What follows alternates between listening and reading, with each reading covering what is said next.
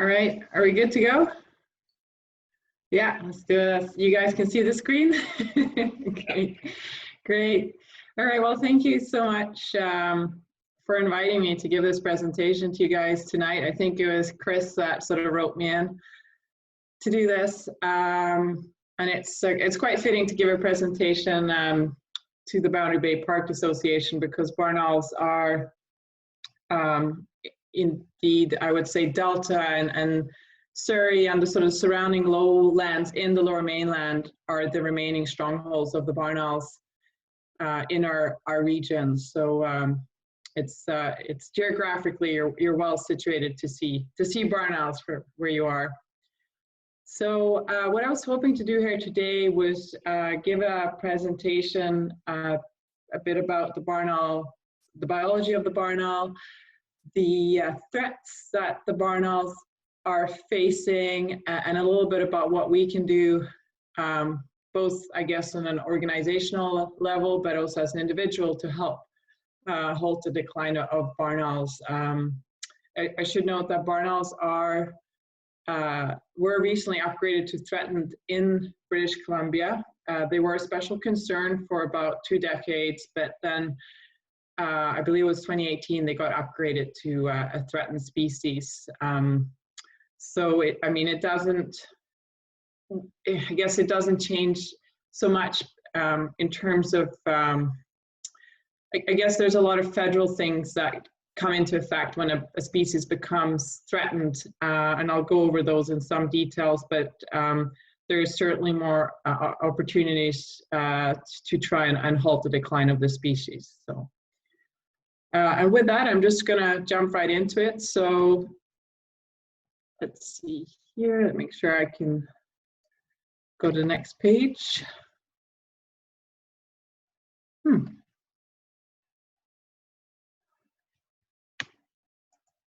Oh, here we go. Sorry about that.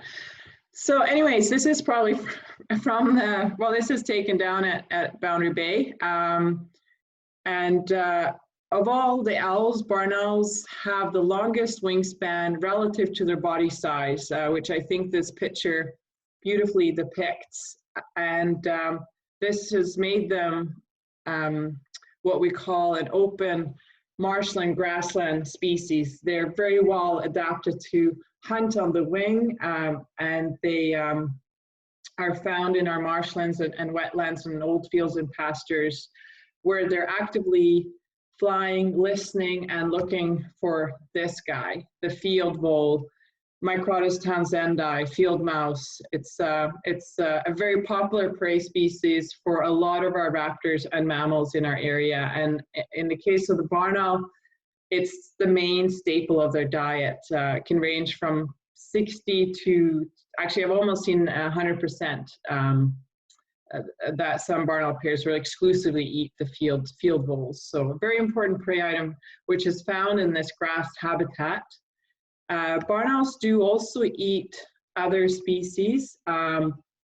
There depends a little bit of where they live. Where I live out here in Langley, it's a bit more forested, so they tend to eat a bit more deer mice, jumping mice, and shrews. Down in Delta, on Agland, for the pleasure of some farmers, they certainly also will eat more starlings if they're in abundance. So they'll certainly take advantage of other prey species that are abundant and easy to catch, but voles are by far the most important prey item for these, for the barn owls. Again, a picture that, at least when I show this picture to you guys are well familiar with the location. This is sort of the typical habitat that the barn owl inhabits today.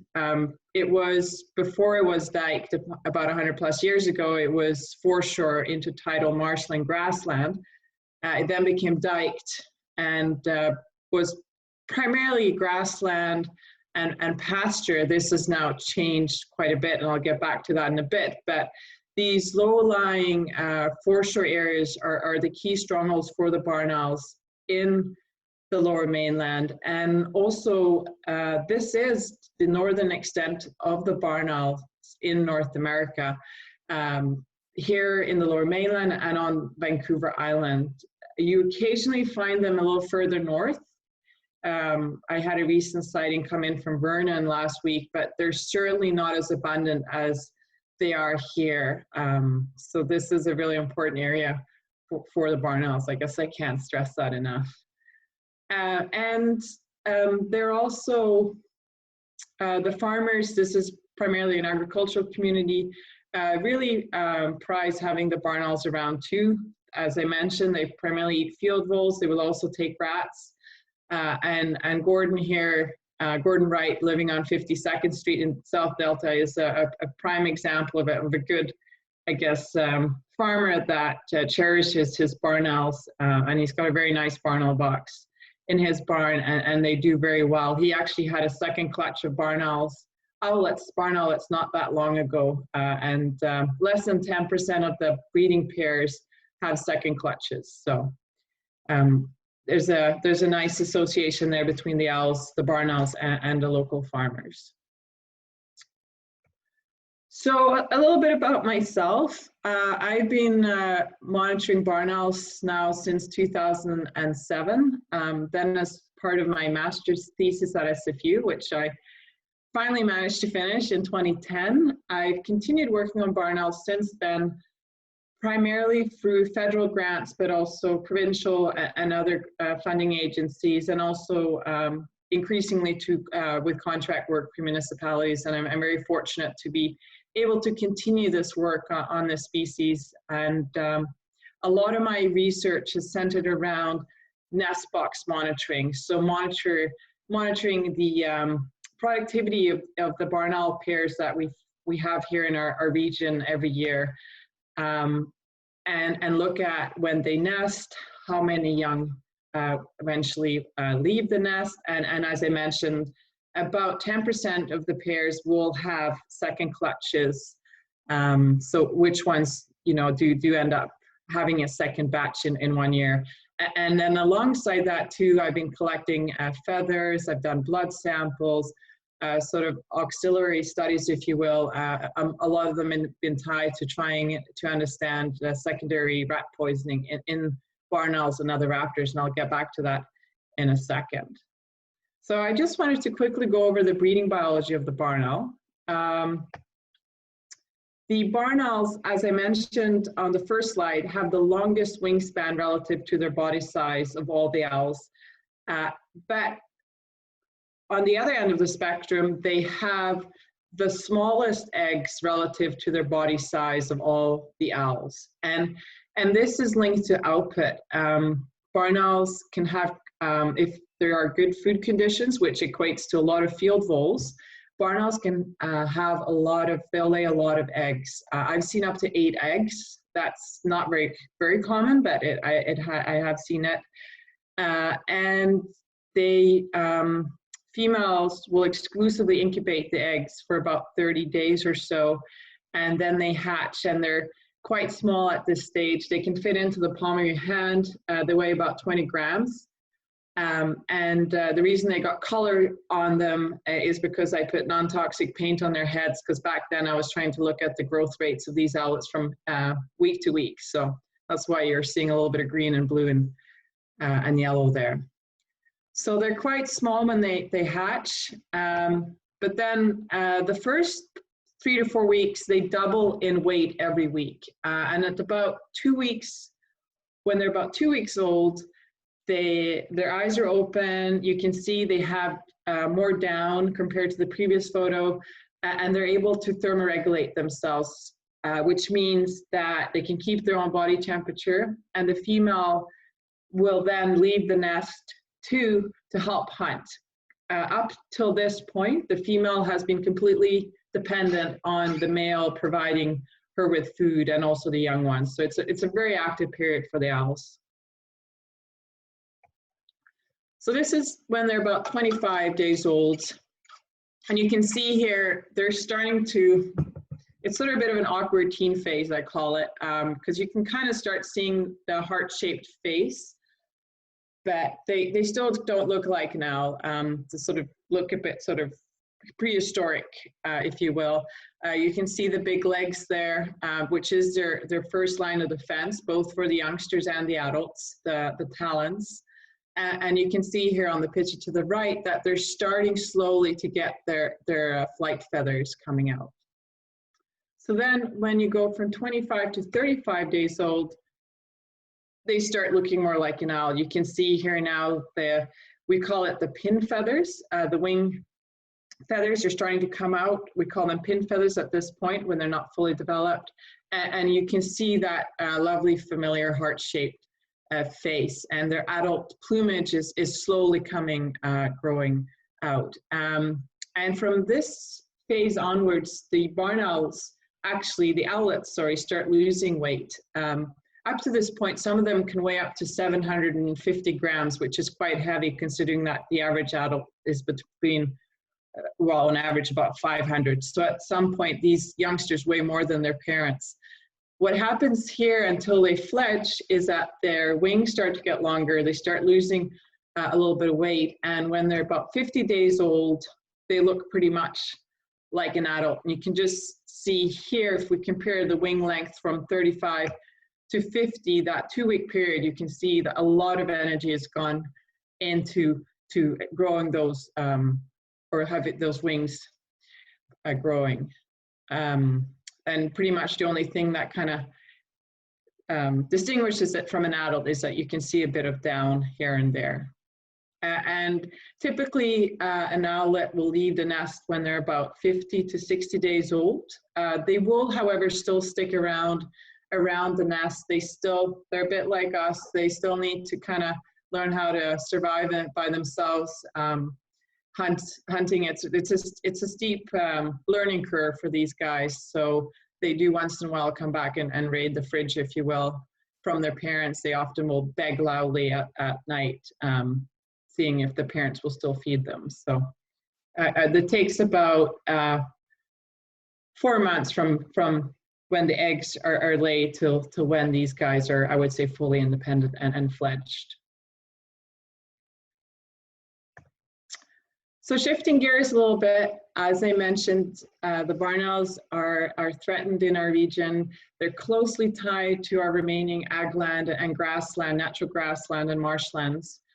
And the key threat to the barn owls, which I'm sure many of you intuitively could have guessed, is the direct loss of habitat. These low-lying areas are also areas where it's easy to build. It's along the coast. It's also where we want to live. This is a picture taken just south of Vancouver Airport. You can see that to the right, West Richmond, an area that used to be traditionally natural grass and marshland and agriculture no more than 50 to 60 years ago. So direct loss of habitat has been the main driver in the population decline of the barn owl. And with urban development comes infrastructure. This is the South Fraser Perimeter Road, a road that many of you are also familiar with, which kind of went straight through the heartland of barn owl habitat, if you will, when it was developed or built back in 2011, 2012. And these large roads further fragment the remaining habitat for the barn owl, but more importantly, as I mentioned in the first picture, these barn owls hunt actively on the wing a lot. That's how they hunt, and unfortunately, what happens and what we're seeing is a lot of these barn owls get struck by vehicles and trucks when they're hunting at night on our major highways, in particular 99, Highway 99, the South Fraser Perimeter Road, and Highway 1. All of which are typically a little elevated compared to the rest of the landscape too, which makes it hard for an unsuspecting barn owl when they're flying low looking for their evening meal. Also, our agricultural practices have changed a lot over the last 40 to 50 years. As many of you are aware, if you're going into farming, growing hay will not support your down payment. So cash crops such as greenhouse greenhouses and also berry production has increased significantly in our region. Intuitively, greenhouses are not very suitable habitat for any wildlife, and intensive berry production is also not ideal habitat for the barn owls. So there's been a direct loss of agricultural habitat available for the barn owls too. And there's been a loss of nest sites too. The name, the barn owl, they're like most owls, are cavity nesters. They like to nest in cavities, and the barn owl has, unlike a lot of our owls, taken to human-made structures, and these older barns, many of which have now turned 100 years old, have certainly been a very important structure for these owls to nest in. So if they're not being maintained, a lot of these barns are now sort of on their last leg, literally. Some of them are sort of on a 45-degree angle, which I know some of you guys can attest to. And some of them, as is the case here in Chilliwack, are also being taken down because they're just not suitable for our current agricultural practices. Another threat that the barn owl is facing, and this isn't exclusively to the barn owl, but all our raptors, is the challenge with secondary poisoning from eating a rat or other prey item that's initially eaten rat poison. And this is, admittedly, this is a talk on in itself. So I guess what I really wanted to just bring home with this slide is the fact that, yes, we know that these owls, in particular the bigger owls, such as the barned great horn and the barred owl, all of which are residents, year-round residents in our region, can consume these rats. But what we are increasingly seeing is through our data that these rat poisons are not only being consumed by the target species, such as rats, but that we are seeing non-target small mammals go into these bait boxes, which are often permanently set up in the landscape. If you go to any shopping mall, commercial area, strata buildings, you'll see these bait stations around the perimeter of these buildings, including in ag land. We've seen song sparrows jump in and eat the bait, and we've also seen or documented invertebrates eating on this bait. So you can see that well, it doesn't take a lot of imagination to see that these contaminants can become very pervasive in our food chain, and that's indeed what we are seeing, and we are seeing a lot of cases of secondary rodenticide exposure of owls. OWL, the local rehab facility, is also quite concerned about this, as they've had a lot of documented cases this year. And I don't want to digress too much, but I think it is a very important topic. And this is, I just did a bit of a Google search myself. These are some of the cases that have been portrayed in media just within the last year, 2 in Saanich and 1 in North Vancouver.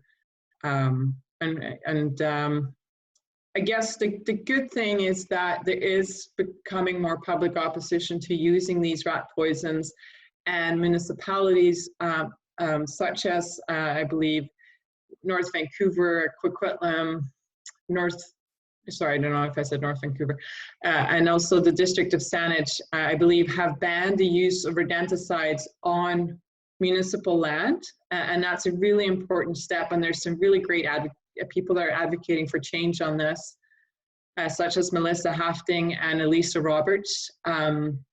So I'm more than happy to, if you want to see if there's any opportunity to do any similar ban, or an opportunity for similar ban in Delta, I'm happy to write a letter of support or help in any way that I can. So I think it's encouraging to see that the municipalities are taking a step, or a stand, if you will, trying to reduce the usage of these poisons.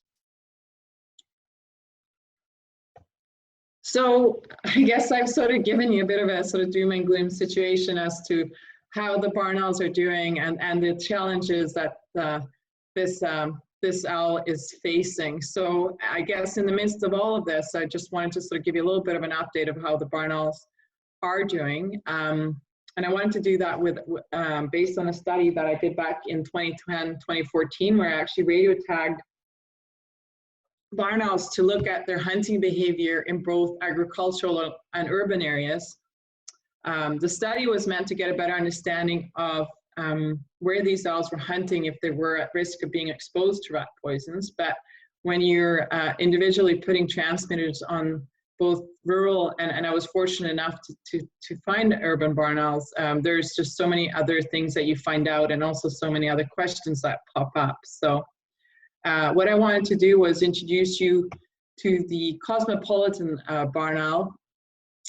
This is actually, I have not photoshopped this picture. This is a true owl. It's a story from the United Kingdom. I'm sorry if you've seen this before, but I think it's just such a great story. It's a male barn owl which was part of a rehab facility group, and then they were doing outreach at a local shopping mall, and apparently this barn owl got away from its handler after it saw a boy on a skateboard, and it flew off with tassels and everything and tried to land on the boy's skateboard in the shopping mall, in which the handler ended up building a custom skateboard for this male barn owl for it to skateboard on, and at its home, the rehab facility. So according to the Telegraph, the barn owl would fly around and sort of land on the skateboard and sort of skateboard along. I must admit, I have not seen this personally myself, being out monitoring barn owls at night. But as I mentioned, we did do this study where we tried to understand the hunting behavior of these both urban and rural barn owls. I should stress no mice were hurt in this process. They were purely there to attract the barn owls. And we were fortunate enough to actually be able to trap up to 11 barn owls, many of which were in areas where we did not expect barn owls to still be located, or still be living, such as South Vancouver, North Richmond, North Surrey, Queensborough, areas, or Ennis Island, areas that are, which you would think about now at least, are very, very urban. So it was quite encouraging to see that there were still barn owls persisting in these areas. Actually, that's a barn owl from Delta there, female. Anyways, being a low budget project, as many of my projects are, not sure what's going on there, but anyways, we used a VHF transmitters, and we were able to borrow these really old, outdated receivers from Simon Fraser University, and we lugged them around, and we were able to locate the hunting locations of these barn owls. I'm not sure, can you guys see the squirrels, like all that gray squirrely in front of my presentation? Yes. Yeah. Not sure what that is. I've never seen that before. Is it?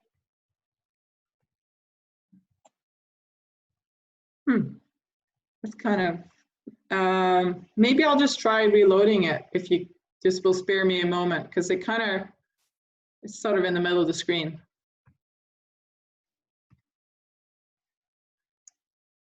And I'll try resharing. Sorry about that. I've never seen that before. Someone might have hit a draw function.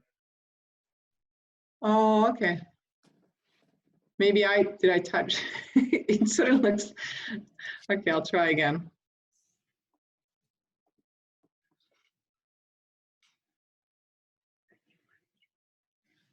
Okay. Oh, let's see.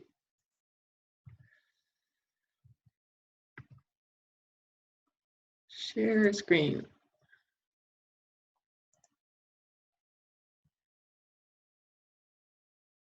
Can you see my screen again?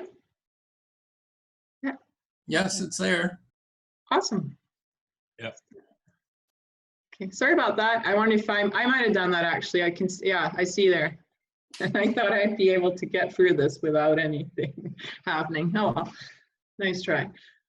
Anyways, so back to these urban barn owls. So I guess what I wanted to show you here is what we did is we monitored these owls. We got to really know these owls, 11 owls, quite intimately over the year that we were able to monitor them. And what I guess I could talk about this slide for a long time, but what you're looking at is the home ranges of these barn owls, because we collect data points where these owls are hunting, and then you throw it into a fancy mapping program, and it spits out these likelihood distributions, trying to sort of give you a sense of what the home ranges of these owls are. And so these outlines are the home ranges of individual owls. And what I just wanted to stress is the variability in these home ranges, which I find so fascinating. Is some owls, such as in Delta, here at the lower part of the map, you know, if they have good hunting habitat, they don't really have to go far at all. They just pretty much, some of them just sat in the barn entrance and hunted. But they're like us. If they don't have to go far to get their food, I mean, they're sedentary by nature. They're creatures of habit, if you will. But certainly the owls on the sort of more upper part of the map, which are hunting and living in more urban areas, were certainly way more mobile in their hunting efforts, and would, this one individual, for example, in Richmond here, would move from North Richmond to South Richmond in one night. So again, it's encouraging to see the capacity for these owls to be mobile and how they utilize the landscape. These home ranges went from 1 square kilometer to 27 square kilometers. So, and I did, to the best of my ability, try to follow these owls in my car at night. They could sort of fly back and forth, and I had to do the bridges. So I was always one step behind them.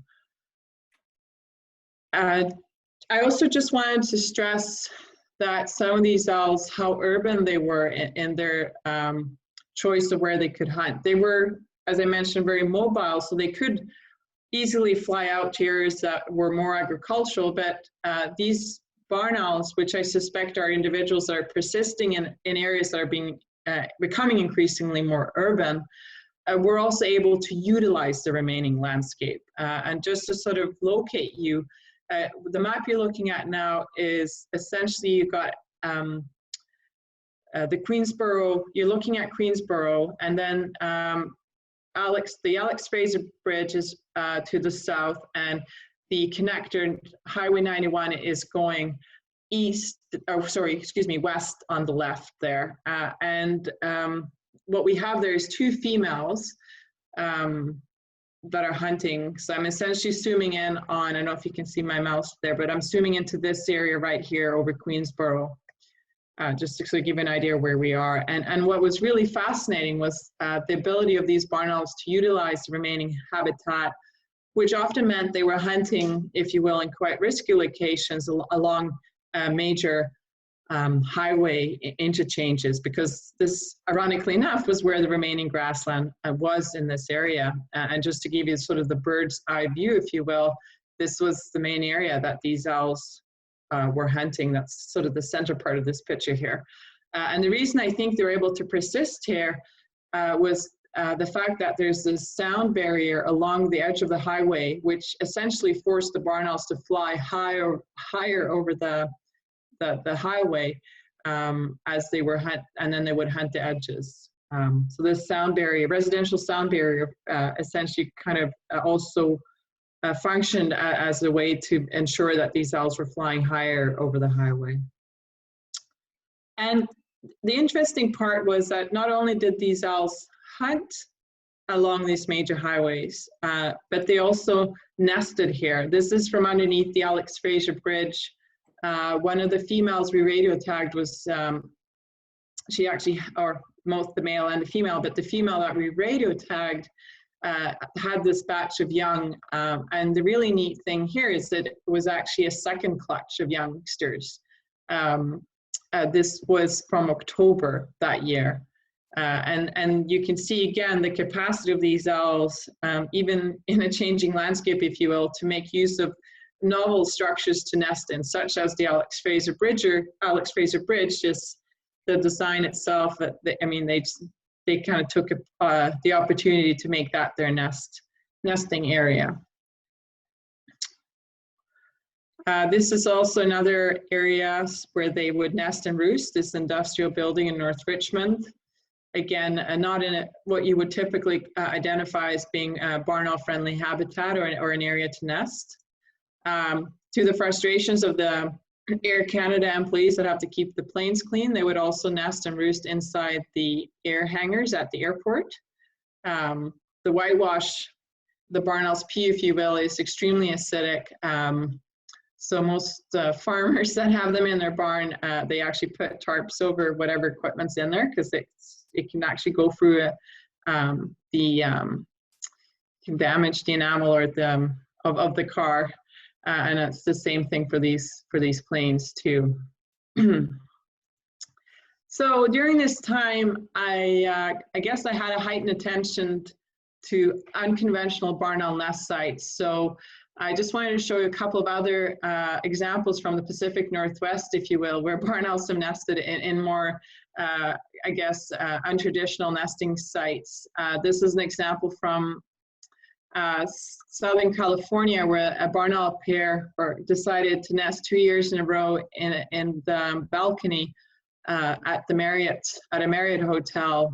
And you can see the youngsters right there. You can see they're getting close to leaving the nest, about 50 days old. So of course that got a lot of publicity, and I think the Marriott milked it for what it was worth. They gave the barn owl pair a rewards card. They called the hotel room the Hoot Suite, and so on. And I think it even got some kind of wildlife designation. So these owls certainly gave the Marriott some good publicity during this time. Another example is from Oregon, a university just north of Portland. They contacted me as this female had decided to nest right in the emergency stairwell, the fire escape, that's the word I was looking for, on this building. And she decided to make that her nest. They put a camera up and left her be, and fortunately she did quite well. She had a batch of 5 owlets that finally made it. All of them actually fledged, and I just love this picture in the top right corner. I have limited experience with having 5 kids, but I think these were pretty exemplary, well-behaved ones as they line up to get fed by their mother. Interesting, I should note that in this case, the barn owls came, they nested that one time successfully, and they were never seen again, which is unusual for barn owls because typically if they find a good nest site, they will come year after year and use that nest site.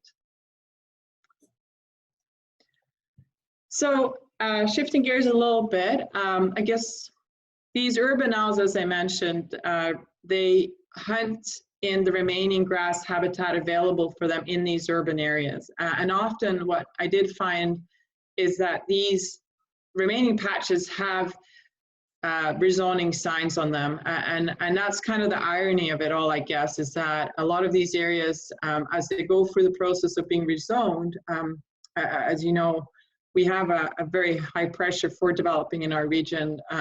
They become actually quite good habitat for owls and also other raptors and mammals because they get left fallow, and they become, I guess also they are typically the remaining green spaces in an otherwise urban jungle. So again, another example from South Surrey here along the Morgan Crossing area, again, an area that pretty much changes from month to month as the developments slowly head eastwards towards Langley, an area that used to have several barn owl pairs, which now unfortunately has none. Another example too quickly is during that process of rezoning, these houses often are empty, and I've had cases too where barn owls will nest inside the roofs of these structures, and known often to the developers. So what I've been working on is to ensure that we try and retain and enhance the remaining habitat for these barn owls. And there's two ways of doing this. It's installing barn owl boxes. We're fortunate that these barn owls, as you can see, are quite flexible as to where they will nest, and they take to boxes on poles, which gives us this great flexibility of being able to put boxes up in areas where we can also enhance the habitat. So that's sort of the combination, is putting up the boxes, but also we want to be cognizant of the fact that we also need the hunting habitat for these barn owls.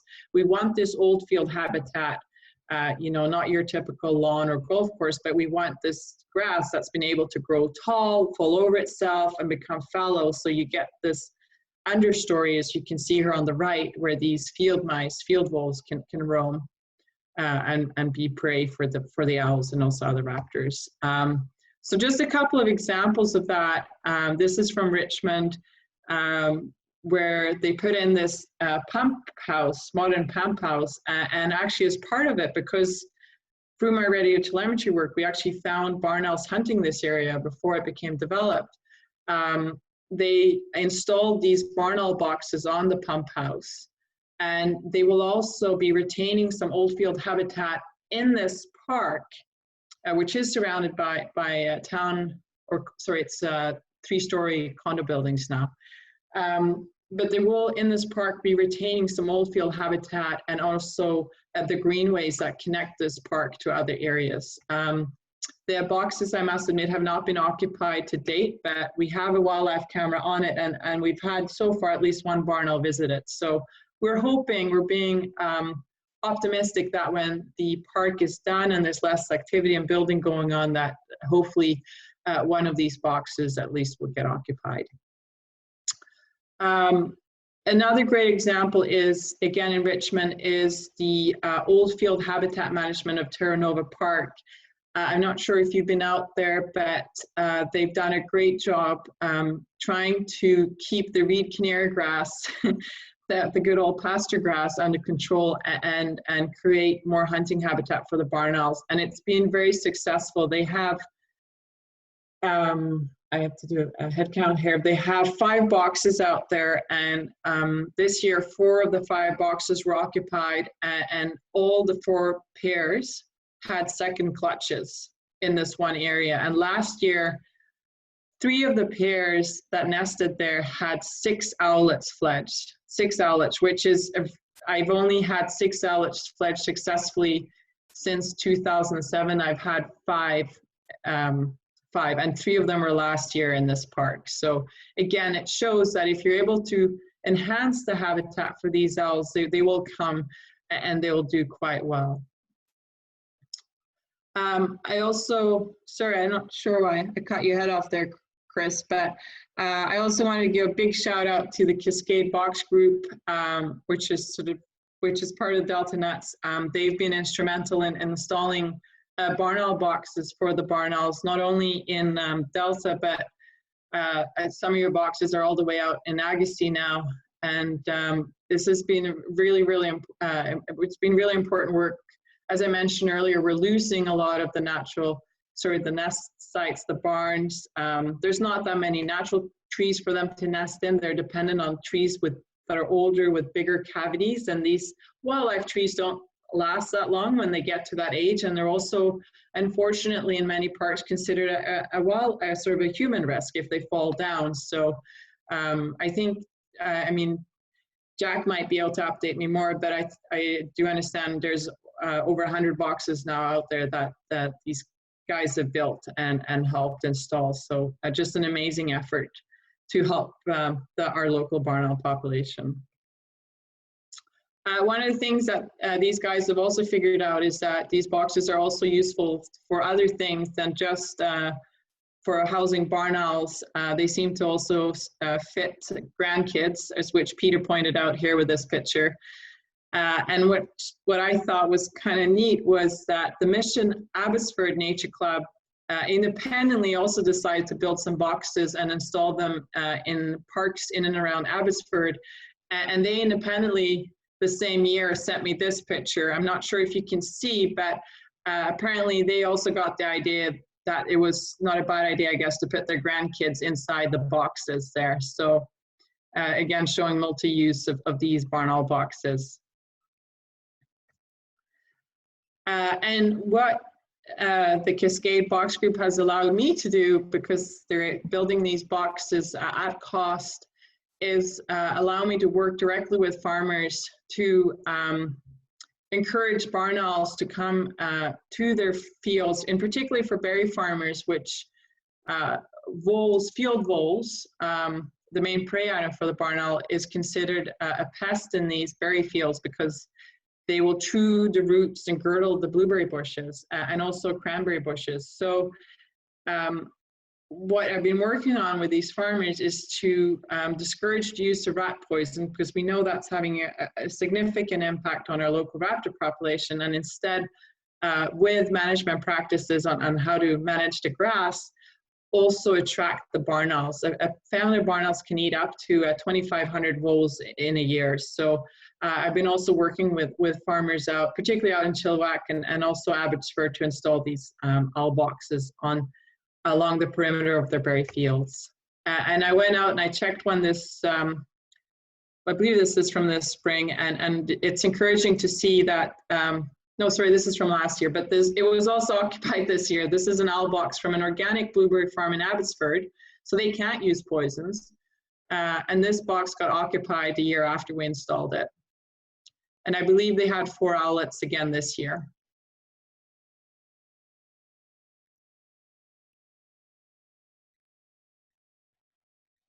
Anyways, it does illustrate that, or show that if you build, they will come.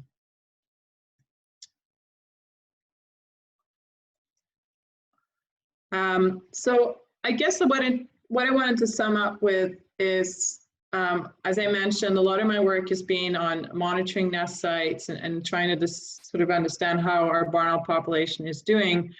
But another important component of my work has been to work directly with farmers on reducing the dependency on rat poisons. So I do a lot of outreach. I work directly with a lot of farmers and also farm organizations on this, such as the BC Blueberry Council, the BC Cranberry Commission, and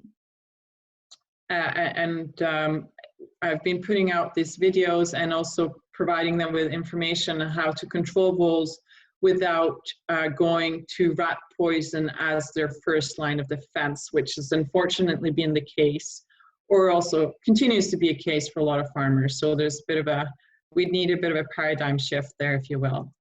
I also have created a lot of outreach information to residents, regular residents too, about how to control rats in an effort to try and prevent rat poisons, again, being the first line of defense when controlling rats. I know that rats do elicit a very sort of reactionary response in us humans. We do not like them. They're one of the most hated species on the planet alongside spiders. So we tend to be quite reactive when it comes to dealing with these guys. So again, it's just sort of encouraging people to focus on the preventative aspects. All of it's, none of it, this is rocket science, it's common sense, but we clearly need a bit of a reminder as to how to deal with these guys. So that's also been a focus of my work and my research. So with that, I wanted to sort of, I guess, wrap this talk up. The barn owl is facing a lot of challenges in our region. There's no doubt about that, but I'm also very encouraged to see that they're still able to persist, even though our landscape is becoming increasingly urban. And I think there's a great opportunity here for us to try and coexist with the barn owls. And I really am appreciative of the efforts that the Cascade Box Group has done and trying to work with municipalities to ensure that we can, and the province, to ensure that we can keep the barn owl and also other wildlife around us as our land becomes increasingly urban. And with that, I just wanted to say thank you to all the other folks, in addition to the Cascade Box Group, that have come out with me over the years and stayed up many nights. I've probably shaved off some years of my life expectancy studying these guys, but it's been totally worth it. So, thank you so much to you guys for listening, and I'm more than happy to take any questions. Thanks, Sophie. That was awesome. I will read just one question from the chat and then we can open it up to everyone else. Jack had a question. That one slide you had with their range over Queensborough, he was just saying it looks like the ranges for two birds overlap, and is that common? Yeah, that's a really good question. I'll pop it up. Yes. Barn owls are actually, their home ranges can overlap, and you're right, that's Jack, thanks for pointing that out. What we are seeing there is the smaller home range of the barn owl, which has the yellow, there's two females actually. The yellow one is the one that was nesting underneath the bridge, and then you have another female which had that really large home range, this one here that overlaps, and she did not nest when I monitored her, so she might be a female that was not established at that point in time, which, you know, might be why her home range was bigger. But the interesting thing with barn owls is that they're, unlike our barred and great horn, they're not territorial.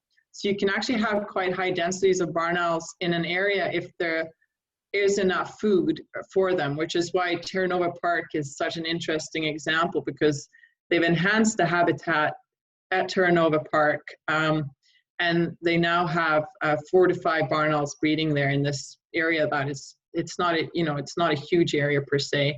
And this is also why barn owls can be great in an agricultural setting, because they're not territorial.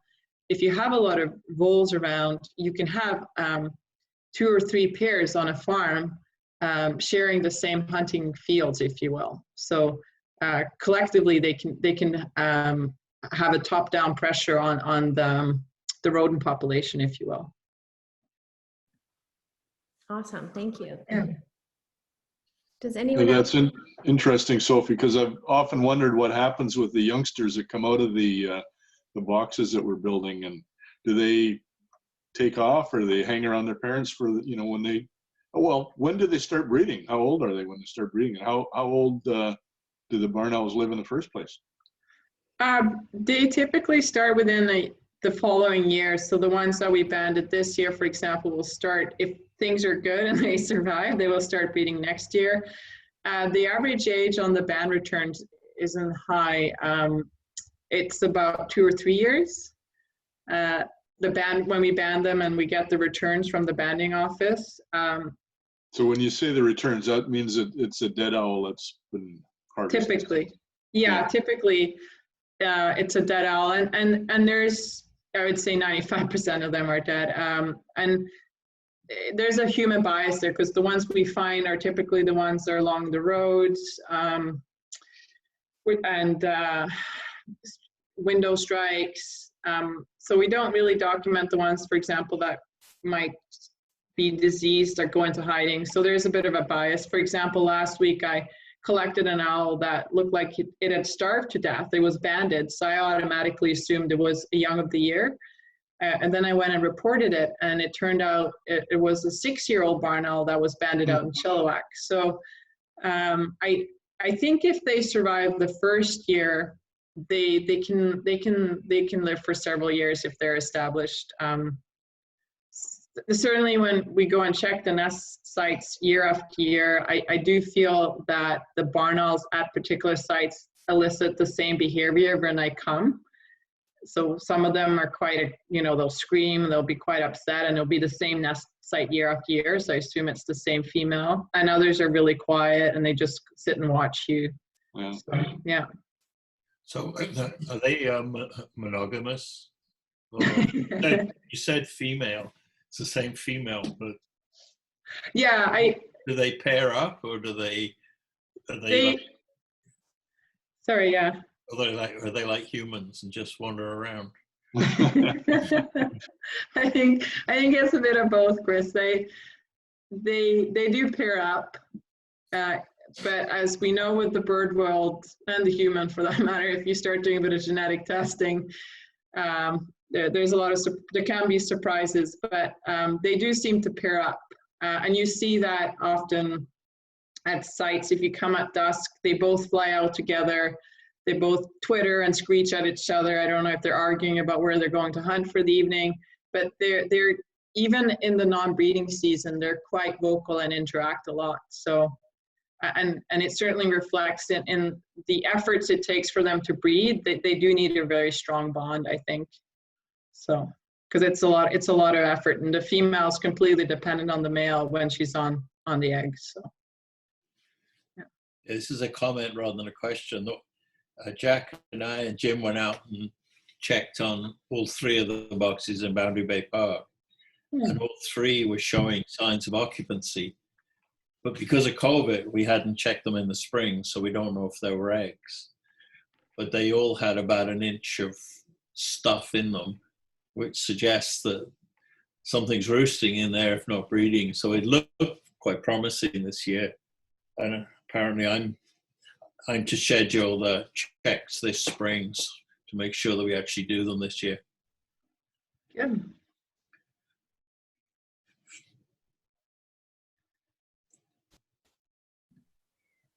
Did anyone else have any questions for Sophie?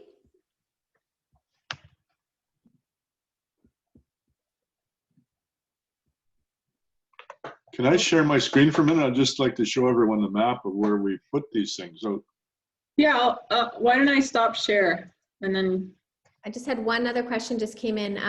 Are the barn boxes ever used by any other species? That's a good question. I've had a couple with raccoons in them. Raccoons, but or is it one? I can't remember.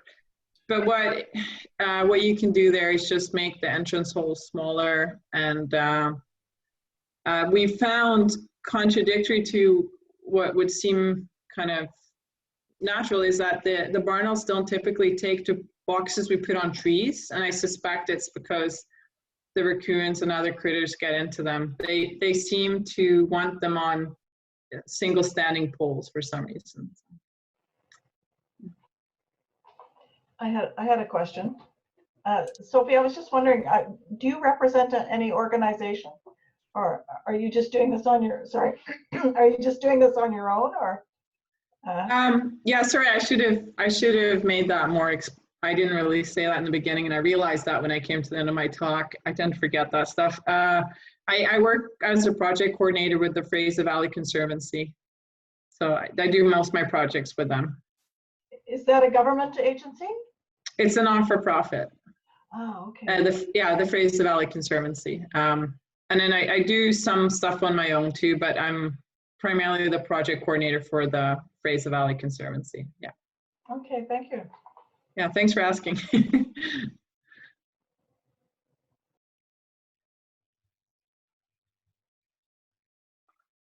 Were you going to share the screen, Jack?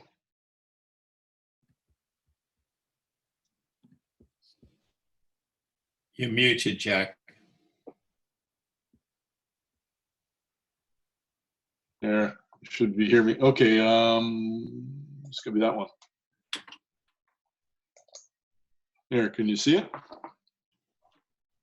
Almost, yeah. Yes. Yeah, so those are the boxes. A lot of them Sophie had put in before we got involved, but I don't know, probably half of these are ones that the Cascade Group has built. So you can see they're all over the Lower Mainland. And I haven't, I will give you, I still have outstanding for this year, I believe. So I should send you those too. Yeah, so we take a bit of pride in having helped her out. And one of the things she said we're selling them for cost. Well, actually, we're trying to make a little bit of money now, and we made a substantial donation to the Tom Bears bursary. So we're feeling pretty good about doing this work. Anyhow. No, it's great. It's actually neat seeing it like that on Google Earth. Yeah. Thanks for doing that. Yeah. Yeah, you're welcome. There's another question here from Lon. It says, in the 1960s, I saw barn owls hunting in the daylight, but never now, and why? Barn owls, if they hunt in the daytime, it's typically because they're quite hungry. Sometimes, I'm not sure when you saw it in the 60s, if it was winter or summer, or if you can remember, but they typically, they're nocturnal. They get easily harassed by other daytime raptors because they're white. I mean, most animals that are white, typically, if you think albinos, they typically get harassed by others because they're easily recognizable. The crows go after them. So if they're out hunting in the daytime, it's often an indication that they're not doing that great, or that it's a younger, naive bird. For example, the barn owl that I picked up dead last week that had starved to death was seen hunting in the daytime 2 days before it was found dead in the field. And when I collected it, I mean, it's too bad they didn't contact me sooner, because I think we could have probably live trapped the bird and gotten it to owl. But it's, again, it's an indication that they're really, really hungry. And that's why they're out. Yeah.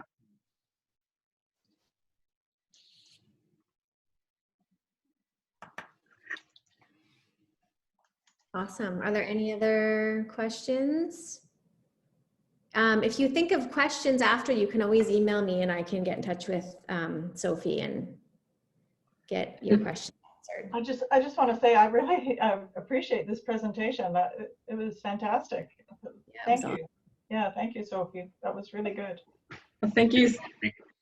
Yeah, thank you so much. I know it's not quite the same in over Zoom, but thank you, and thanks for having me. And I forgot to mention, I forget to do the shout outs, but if you want more information, I have a website. It's barnowlsbc.ca.